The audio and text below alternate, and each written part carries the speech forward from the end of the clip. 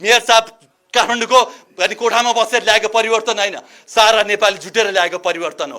म मात्र जान्ने छु, म मात्र सुन्ने छु भन्ने लाग्छ भने आउनुहोस् ओपन च्यालेन्ज। देश कसरी बनाउनु पर्छ, देशको कसरी के छ, के गर्नुपर्छ तपाईसँग बसेर डिबेट गर्न र ओपन च्यालेन्ज गर्न तयार छु। ओपन च्यालेन्ज भयो बालेन्सा, ओपन च्यालेन्ज भयो सुशीला कार्की। अहिले हाम्रो हर्क दाइरा हाम्रो ट्रल बनाउने काम गर्नुभएको छ। हुन तपाईँले जानेकै के हो र? अरूको बिल्ला हान्ने, अरूको उ गर्ने, आफ्नो मिडिया म्यानिपुलेसन गर्ने। सिस्टल उस्तै छ, बागमती विष्णुमती रुद्रमती उस्तै छ, काठमाडौँ उस्तै छ। हिजोको प्रधानमन्त्रीको जुन राष्ट्रपतिको सम्बोधनले हजुरहरू सबैलाई हुँदैन कि आन्दोलन खेर जाने हो कि प्रत्यक्ष निर्वाचित नहुने हो कि प्रदेश सभा राष्ट्रिय सभा खारेज नहुने हो कि भन्ने धेरै कुरा परेको छ। होइन, हुन्छ, हामीले गर्छौँ, तपाईँले गर्ने हो, हामीले गर्ने हो, मिलेर गर्ने हो। देश बचाउने हामीले हो, देश बनाउने हामीले हो। मलाई यो कुरा बाचा गर्न चाहन्छु। तपाईँ अमेरिका गएर, अस्ट्रेलिया गएर, दुबई कतार गएर मजदुर गरेर जति कमाउनुहुन्छ त्यति नै कमाइ नेपालमा मैले नेपालकै स्रोत, नेपालकै साधन, नेपालकै जडीबुटी, नेपालकै जङ्गल, नेपालकै सबै कुराहरू युज गरेर नेपालका कल कारखानादेखि मजदुर, यातायात मजदुर, होइन शैक्षिक मजदुर, हस्पिटलका मजदुर, सबै मजदुरहरूको होइन शिक्षा स्वास्थ्यको ग्यारेन्टी र जीवनको ग्यारेन्टी यहीबाट गर्न चाहन्छु। हामी नमिल्नाले, हामी लड्नाले, हामी पार्टीमा विभाजन हुनाले चाहिँ चोरहरू राक्षसहरूले शासन गरेका हुन्। अहिले पनि हामी त्यस्तै गर्यौँ, अहिले पनि हामी लडेनौँ, अहिले पनि यो व्यक्ति र त्यो व्यक्ति, यो पार्टी ता पार्टी भन्ने पनि हुँदैन। यतिजना मरेर पनि अझै पनि हजुरहरूले उस्तै कुराहरू गर्न खोज्नुहुन्छ। छानबिन समिति बनाउने, यो बनाउने, त्यो बनाउने, प्रक्रियामा जाने, लामो भन्ने, गफ हान्ने, यो सबहरूको हाम्रो पुरानो हो। यही रवैया मन नपरे हामीले हजुरहरूलाई ल्याएको। यदि हजुरहरूले पनि यही रवैया गर्नुहुन्छ, यस्तै गर्नुहुन्छ भने हामीलाई हजुरहरूको काम छैन। यदि हिम्मत छ भने ओपन च्यालेन्ज भयो सुशीला कार्की, ओपन च्यालेन्ज भयो बालेन्सा। आजकै दिनमा 3टा हत्यारालाई कारबाही गर, जसले 78 जना भाइ बहिनीलाई मारे। ओपन च्यालेन्ज भयो बालेन्सा, ओपन च्यालेन्ज भयो सुशीला कार्की। सक्नुहुन्छ भने आजै अन्तरिम संविधान लेखन प्रक्रिया सुरु गर्नुहोस्। तपाईँ पनि कानुनबाट आएको प्रधानमन्त्री होइन, धारा मिचेर आएको। जसरी 62-63 मा अन्तरिम संविधान लेखियो त्यसै गरी अहिले पनि अन्तरिम संविधान लेखियोस् र जुन फागुन 21 भनिएको छ त्यसलाई प्रतिनिधि भनौँ न, संविधान सभाको चुनाव तरिकाले पास गरौँला, प्रदेश सभा राष्ट्रिय सभा खारेज गरौँला, प्रत्यक्ष कार्यकारी ल्याउँला। यति तपाईँहरूले गर्न सक्नुहुन्न, तपाईँहरूको हिम्मत छैन र जेन्जीमाथि हजुरहरूले भ्रम सर्न खोज्दै हुनुहुन्छ र यो आन्दोलनलाई तोड्न खोज्दै हुनुहुन्छ भने याद गर्नुहोस्, 62-63 वर्षदेखिको 70 वर्षदेखिको यो तानाशाला त जेन्जीहरूले युवाहरूले उठाएर फाले भने तपाईँहरू त अस्ति भर्खर आएको काँचो खेलाडीहरू हो। याद रहोस्, तपाईँहरूलाई पनि केही बेर लाग्दैन त्यो कुराहरू भन्न चाहन्छु। जनताहरू निराश नहुनु होला है, निराश नहुनु होला। ठुलो परिवर्तन भएको छ, तपाईँहरूले गरेको परिवर्तन हो, भाइ बहिनीले गरेको परिवर्तन हो, जनताले गरेको परिवर्तन हो। 2-4 जना कुर्सीमा बस्ने मन्त्रीले ल्याएको परिवर्तन होइन। उनीहरू त आन्दोलनको बेला कोही छँदै थिएनन्।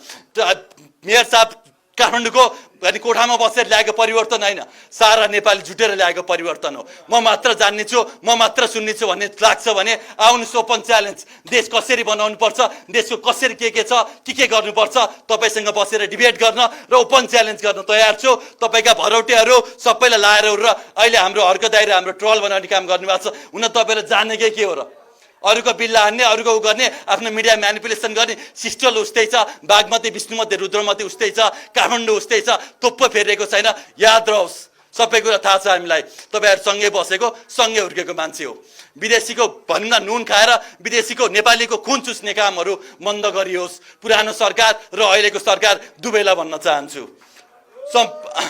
सम्पूर्ण नेपाली जनताहरू, हिजो हजुरलाई हाम्रो प्रधानमन्त्री निराश बनायौँ, तर म हजुरहरूलाई आशा दिन आएको हो।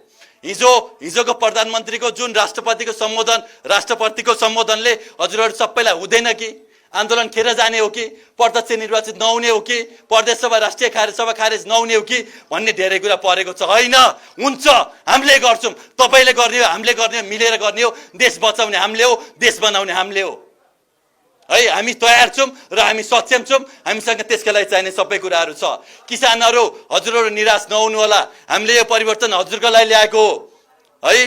तपाईँको जे उत्पादन छन् आजैदेखि हामी किन्न तयार छौँ। तपाईँलाई चाहिने मल, बिउ, बिरुवा सबै कुरा हामीले दिनेछौँ। दार्चुलादेखि झापासम्म पुगेर हरेक पालिकामा सङ्कलन केन्द्र, वितरण केन्द्र, नर्सरी खोल्न, 7वटै प्रदेशमा माट बनाउन र हरेक जिल्लामा हामीले एउटा कृषिको उद्योग खोल्न हामी तयार छौँ, तयार हुनेछौँ। र नेपाली किसानले घरमै बसेर 50,000 कसरी कमाउँछ हजुरलाई मैले देखाउने छु। त्यो हामी गराउनेछौँ, त्यो पनि 3 वर्षभित्र हामी गर्नेछौँ। यहीबाट बाचा गर्न चाहन्छु।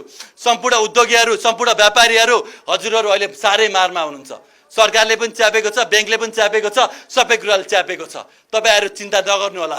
तपाईहरु देशमा परिवर्तन गर्नु होला। यो देशको जीडीपीलाई हामीले 5 गुणा बढी बढाउन सक्छौं। यो देशको बजेटलाई हामीले 5 गुणा बढी बढाउन सक्छौं। अहिलेको 19 खरबको बजेटलाई 100 खरब मेरो बाचा भयो। 1 वर्षभित्र म यो देशमा लगानी ल्याइदिन्छु। त्यो पनि 1 रुपैयाँ विदेशसँग नमागिकन, नेपाली जनताबाट र विदेशमा बस्ने नेपालीहरुबाट मात्रै। र नेपालको खाऊ, देशको लाऊ, देशमै रहौ भनेर नेपालका सम्पूर्ण उद्योगीहरू, सम्पूर्ण व्यापारीहरू, सम्पूर्ण लघुवित्तहरू, सम्पूर्ण सबैजनालाई मैले यही बसेर हजुरहरु सबैका मागहरू पूरा गर्ने बाचा पनि र हजुरहरुको उद्योगलाई, हजुरहरुको कलकारखानालाई पूर्ण रूपमा सुरक्षा दिने र बचाउने बाचा पनि यहीबाट गर्न चाहन्छु। बन्द भएका फ्याक्ट्री खोल्ने बाचा पनि यहीबाट गर्न चाहन्छु। देशभरि मजदुरहरू हुनुहुन्छ। हजुरहरूलाई न काम गर्न छ, न खान पाएको छ, न राम्रोसँग शिक्षा पाएको छ, न स्वास्थ्य पाएको छ।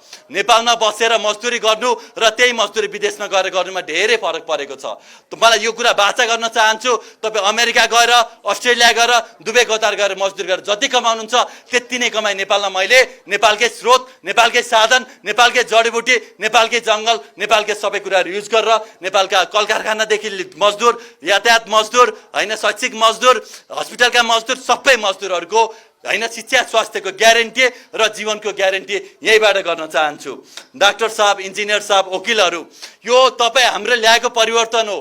तपाईँ हामी बौद्धिक वर्गहरू सबैजनाहरू हामी नमिल्नाले, हामी लड्नाले, हामी पार्टीमा विभाजन हुनाले चाहिँ चोरहरू, राक्षसहरूले शासन गरेका हुन्। अहिले पनि हामी त्यस्तै गर्यौं। अहिले पनि हामी लडेनौं। अहिले पनि यो व्यक्ति र त्यो व्यक्ति, यो पार्टी ता पार्टी भनी हुँदैन। हामी डाक्टर लगायत स्वास्थ्यकर्मी मिलेर नेपालमा स्वास्थ्य फ्री गर्नुपर्ने छ। स्वास्थ्यकर्मीको सुरक्षा गर्नुपर्ने छ। स्वास्थ्यकर्मीको हक अधिकारको लागि लड्नुपर्ने छ। नेपालका इन्जिनियर, नेपालका सबै पनि कर्मचारी, अन्य सबै मिलेर नेपालको मास्टर प्लान गराउनु पर्ने छ।